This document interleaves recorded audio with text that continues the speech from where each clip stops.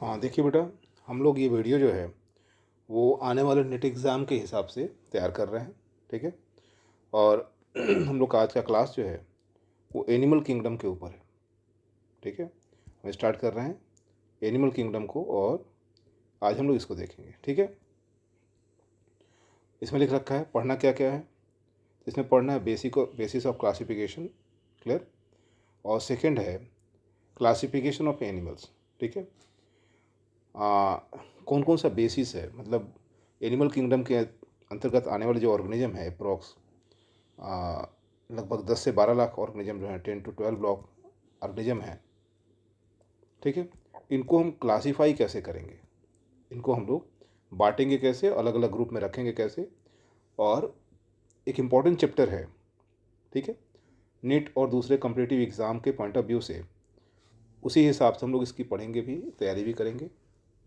अब ज़्यादा दिन बचा नहीं है नेट, तो कितना जल्दी जल्दी और कितने अच्छे तरीके से हम पढ़ लें, इसके लिए ये वीडियो हम बना रहे हैं। याद रखो बेटा। स्टार्ट कर रहे हैं।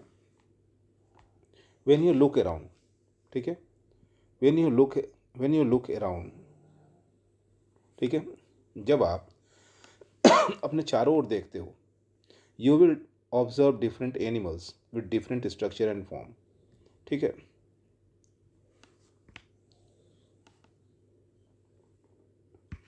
जब अपने चारों ओर देखते हो तो क्या दिखता है आपको? आपको अलग अलग संरचना वाले, अलग अलग स्ट्रक्चर वाले, ठीक है, और अलग अलग फॉर्म वाले, रूप वाले ऑर्गेनिज्म आपको चारों ओर दिखाई देते हैं। ठीक है। And over a million species of animal have been describe till now. याद रखो बेटा, अब तक हम बात करें तो 10 लाख से भी अधिक एनिमल की जो स्पीसीज़ हैं वो डिस्क्राइब की जा चुकी हैं। आज के डेट तक 10 लाख से भी अधिक जातियाँ खोजी जा चुकी हैं। ठीक है। बात किया जा चुका है। आगे लिखा हुआ है the need for classification become all more important. याद रखो बेटा, हम लोग 10 लाख के 10 लाख ऑर्गेनिज्म को एक ग्रुप में नहीं रख सकते। ठीक है। इनको अलग अलग ग्रुप में रखने की जरूरत पड़ती है। जवन मन तन बनाओ। हो गया। हम एक ग्रुप में इनको नहीं रख सकते। ठीक है बेटा। The classification also help in. याद रखो बेटा, हमको क्लासीफाई की जरूरत पड़ेगी, करने अलग अलग ऑर्गेनिज्म को अलग अलग ग्रुप में रखने की जरूरत पड़ेगी। ठीक है। अगर हम इसको रखेंगे तो हम सही सही तरीके से सारे ऑर्गेनिज्म को समझा पाएंगे, बता पाएंगे कि ये ऑर्गेनिज्म इस ग्रुप से बिलोंग करता है, इसके करेक्टर फलाने फलाने हैं। ठीक है। आगे फर्स्ट रीडिंग हम लोग की थी क्या? तो बेसिस ऑफ क्लासिफिकेशन। याद रखो बेटा, फर्स्ट रीडिंग हम लोग का जो है वो बेसिस ऑफ क्लासिफिकेशन है। वो आधार कौन कौन सा होगा, किस बेसिस पे, किस आधार पे हम लोग ऑर्गेनिज्म को बांटेंगे, किस बेसिस पे हम ऑर्गेनिज्म को अलग अलग ग्रुप में बांटेंगे बेटा। तो हम लोग उसी बेसिस को पढ़ने जा रहे हैं। लिखा हुआ है in spite of different structure and form different animal. याद रखो बेटा, जो हम ऑर्गेनिज्म को देख रहे हैं, ठीक है, वो सारे ऑर्गेनिज्म अलग अलग दिखाई दे रहे हैं। फिर भी उनका जो फंडामेंटल फीचर है, यानी सारे ऑर्गेनिज्म मूल रूप से जिस चीज़ से बने हैं वो सब कॉमन है। ठीक है। सिंपली कौन कौन सी चीज़ में कॉमन है? सारे ऑर्गेनिज्म लगभग कॉमन है बेटा। अरेंजमेंट सबका कॉमन है। क्या है? तो सेल। आप याद रखो, जितने भी एनिमल्स हैं, अगर इनकी बात करोगे, ठीक है, तो एनिमल किससे बने हैं? सारे के सारे एनिमल यूकैरियोटिक सेल से बने हैं। यूकैरियोटिक सेल से ही बने हैं। तो ये तो कॉमन हो गया कि सारे ऑर्गेनिज्म यूकैरियोटिक सेल से बने हुए हैं। ठीक है। अब बाद में आ रहा है कि अरेंजमेंट ऑफ सेल। ठीक है। किस तरह के सेल से ये बने हैं? बॉडी सिमेट्री, उनके बॉडी का सिमेट्री क्या है? On the basis of symmetry, जो बॉडी होता है दो तरह का होता है, सिमेट्रिकल और नॉन सिमेट्रिकल। ठीक है। अगर सिमेट्रिकल है तो रेडियल सिमेट्रिकल और बायलेटरल सिमेट्रिकल। तो यहाँ बॉडी सिमेट्री की बात हो रही है। ऑर्गेनिज्म जो है उन्हें अरेंजमेंट ऑफ सेल कैसा है और बॉडी सिमेट्री कैसी है। इसके अलावा नेचर ऑफ सिलोम कैसा है, उन ऑर्गेनिज्म का सिलोम कैसा है, pattern of digestive circulatory and reproductive system. ठीक है। उनके सर्कुलेटरी सिस्टम उनका कैसा है, रिप्रोडक्टिव सिस्टम उनका कैसा है, डाइजेस्टिव सिस्टम कैसा है। अगर डाइजेस्टिव सिस्टम है उनके पास तो कंप्लीट डाइजेस्टिव सिस्टम है, डाइजेस्टिव सिस्टम पूरा है कि नहीं पूरा है, एनस माउथ से स्टार्ट होकर के एनस पे कंप्लीट हो रहा है नहीं कंप्लीट हो रहा है, ठीक है। रिप्रोडक्शन कैसा हो रहा है, ठीक है। इन सब चीज़ों के बेसिस पे हम इनको बांटते हैं। These features are use as the basis of animal classification and some of them are discussed here. याद रखो बेटा, यानी क्लासिफिकेशन का बेसिस क्या है, फिर से रिवाइज कर रहे हैं, आप अपने नोट्स में बना लीजिएगा इसको। ये क्लासिफिकेशन का बेसिस जो है वो सेल स्ट्रक्चर है, याद रखो बेटा, सिमेट्री है, याद रखो, सिलोम है, इसके अलावा डाइजेस्टिव, सर्कुलेटरी और रिप्रोडक्टिव सिस्टम है, ठीक है। ये जो फीचर्स हैं इसके बेसिस पे एनिमल्स का क्लासिफिकेशन किया गया बेटा, एनिमल का क्लासिफिकेशन किया गया है और हम लोग नीचे डिस्कस करने जा रहे हैं। इसको हम मार्क कर दे रहे हैं, आप इसको ध्यान से पढ़ेंगे। फर्स्ट है लेवल ऑफ ऑर्गेनाइजेशन, ठीक है। Level of organization, level of organization मतलब जो बनावट है शरीर का वो कैसा है, ठीक है। स्टार्ट कर रहे हैं। Level of organization, though all member of animals are multicellular. याद रखो बेटा, जो किंगडम एनिमेलिया के जितने भी मेंबर्स हैं, किंगडम एनिमेलिया जो है, ठीक है, किंगडम एनिमेलिया के जितने भी मेंबर्स हैं, जैसे किंगडम एनिमेलिया को अप्रॉक्स 30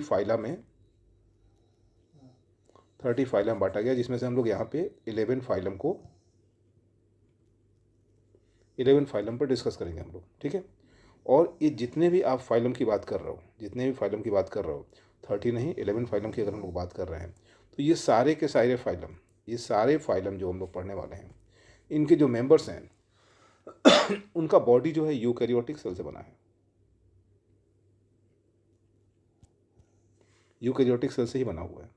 अगर हम बात करें यूकैरियोटिक सेल की, तो क्या सबकी बॉडी केवल सेल की बनी हुई है? सब मल्टी सेलुलर है, लेकिन सबका बॉडी स्ट्रक्चर केवल सेलुलर नहीं है।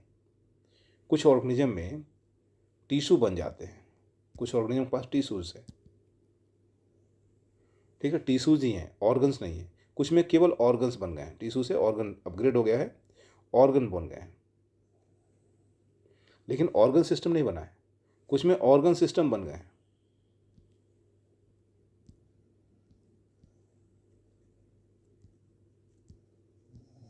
ऑर्गन सिस्टम बन गए हैं। तो हम बात करेंगे कि वो कौन से ऑर्गेनिज्म हैं जिनके में टिश्यूज बने हैं, कौन से ऑर्गेनिज्म है जिनके में ऑर्गन्स केवल बने हैं, सिस्टम नहीं बना है, कौन से ऑर्गेनिज्म है जिनमें ऑर्गन सिस्टम भी बन गया है, ठीक है। इस टॉपिक पे हम लोग इन सारी चीज़ों को पढ़ने वाले हैं, ठीक बेटा। स्टार्ट कर रहे हैं। यहाँ लिखा हुआ है, though all the members are multicellular animalia are multi, ये याद रखिएगा बेटा, एनिमेलिया के सारे मेंबर्स कैसे होते हैं? तो मल्टी सेलुलर होते हैं। आप यहाँ पे इसे अंडरलाइन कर लोगे कि एनिमेलिया के सारे मेंबर मल्टी सेलुलर होते हैं, ये आपको मालूम चाहिए। All of them do not exhibit same pattern of organization of cell, लेकिन सब में सेम पैटर्न नहीं होता बेटा। All of them not exhibit same pattern of organization of cell, याद रखो बेटा, सब में सेल एक तरीके से व्यवस्थित नहीं होता, सब में अलग अलग होता है। फॉर एग्जाम्पल स्पॉन्जेस, अगर बात स्पॉन्जेस की कर रहा है तो cell arrange as loose aggregates, याद रखो बेटा। अगर बात स्पॉन्जेस की करोगे तो स्पॉन्जेस में इसने क्या बोल दिया, स्पॉन्जेस में सेल्स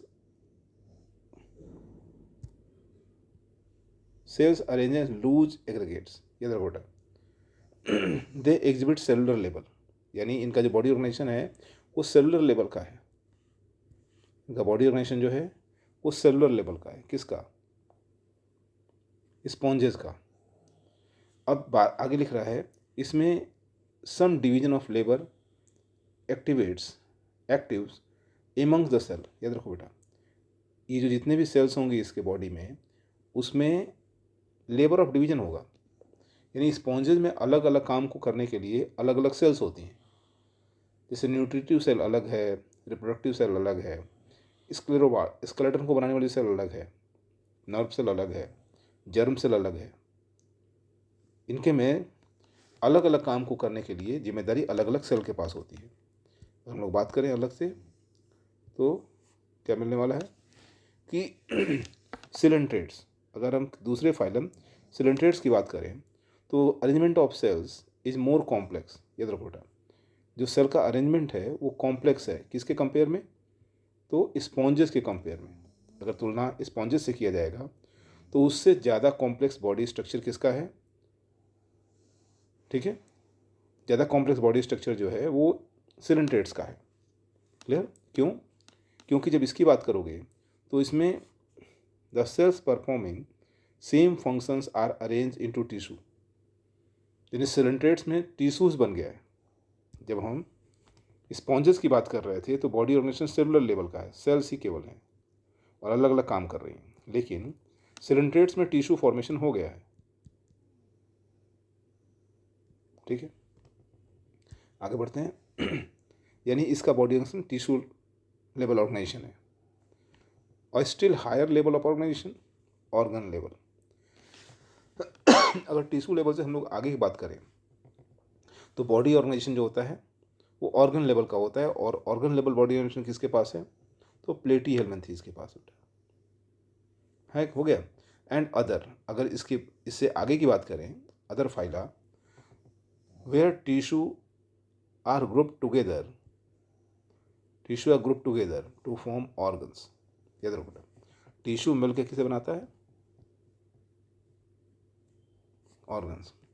अब देखो, ईच स्पेशलाइज्ड, हर ऑर्गन जो होता है वो स्पेशलाइज्ड फॉर पर्टिकुलर फंक्शन। याद रखो बेटा, जो ऑर्गन है वो अलग अलग काम करने के लिए स्पेशलाइज्ड है। और आगे बढ़े हम लोग, in animals like Annelida, Arthropoda, Mollusca,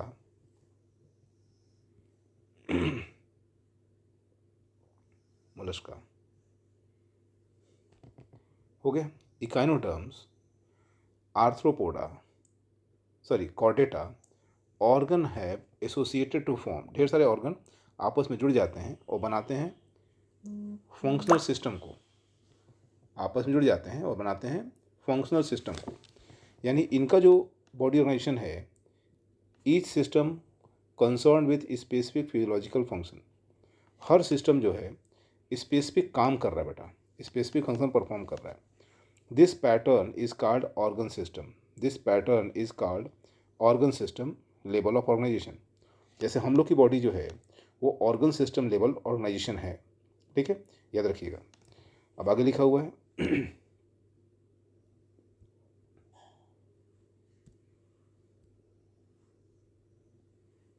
ठीक है, आगे लिखा हुआ है organ system, sorry, organ system is different group of animals exhibit various pattern and complexities।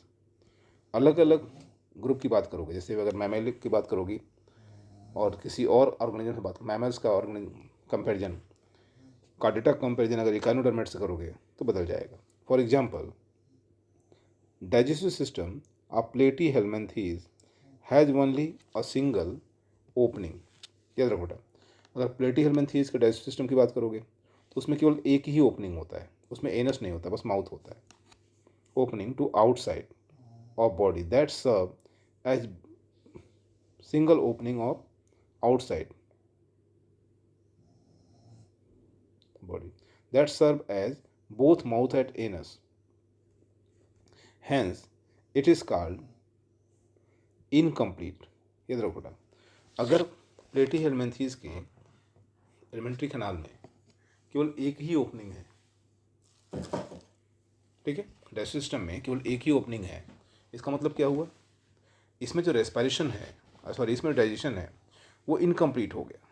Digestive system जो है वो इनकम्प्लीट है, कंप्लीट नहीं हुआ। ओके, आगे बढ़ रहे हैं। The complete digestive system has two opening. याद रखो, अगर डाइजेस्टिव सिस्टम कंप्लीट है तो उसमें दो ओपनिंग होंगे। क्या क्या? Mouth and anus. Similarly circulatory system में बी ऑफ टू टाइप्स। जैसे डाइजेस्टिव सिस्टम में दो ओपनिंग है, बिल्कुल वैसे ही जो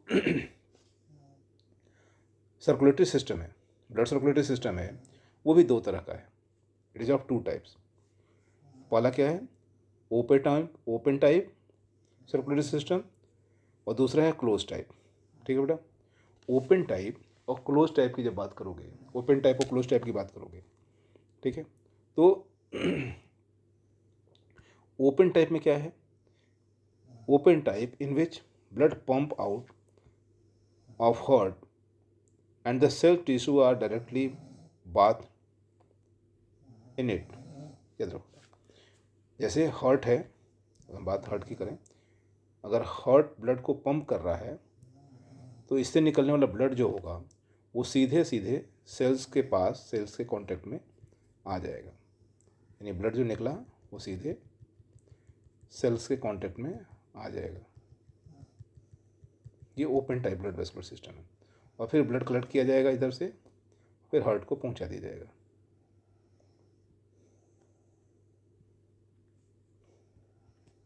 यानी जो ब्लड है पूरे सेल्स के कांटेक्ट में आ जाएगा। ये कौन सा है, ओपन टाइप। अगर हम बात open type blood vascular system की करेंगे तो इस तरीके से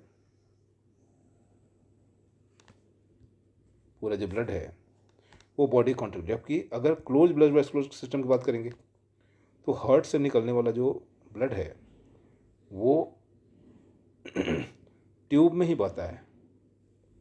ब्लड का फ्लो हमेशा ट्यूब में, हार्ट से ब्लड अगर बाहर निकल रहा है तो टिश्यूज़ के पास डायरेक्ट ब्लड नहीं पहुंचेगा, ब्लड कैपिलरीज पहुंचती हैं। ब्लड कैपिलरीज में फ्लो करता है, आर्टरी और वेसल्स में फ्लो करता है, वो सीधे सेल के कांटेक्ट में नहीं आता। ब्लड कभी भी सेल के कांटेक्ट में नहीं आता, ठीक है। यानी क्लोज ब्लड वेस्कुलर सिस्टम में है क्या कि ब्लड जो है वो वेसल्स के अंदर ही फ्लो करता है। यहाँ लिखा होगा, पढ़िए आप लोग। Open type blood vascular system in which blood pump out the heart and the cells and tissue are directly bathed in it। आगे closed type हो गया, in which blood is circulated through a series of vessels of varying diameter of arteries, veins and capillaries। अगर close blood vascular system की बात करोगे तो इसमें जो ब्लड का फ्लो होता है वो हार्ट से आर्टरी में, आर्टरी से कैपिलरी में, कैपिलरी से वेन में और वापस हार्ट को चला आता है। ठीक है बेटा, यहाँ तक हम लोग का जो था ये फर्स्ट वीडियो है। ठीक है, जल्दी ही सिमेट्री का वीडियो हम डालेंगे, याद रखिए बेटा।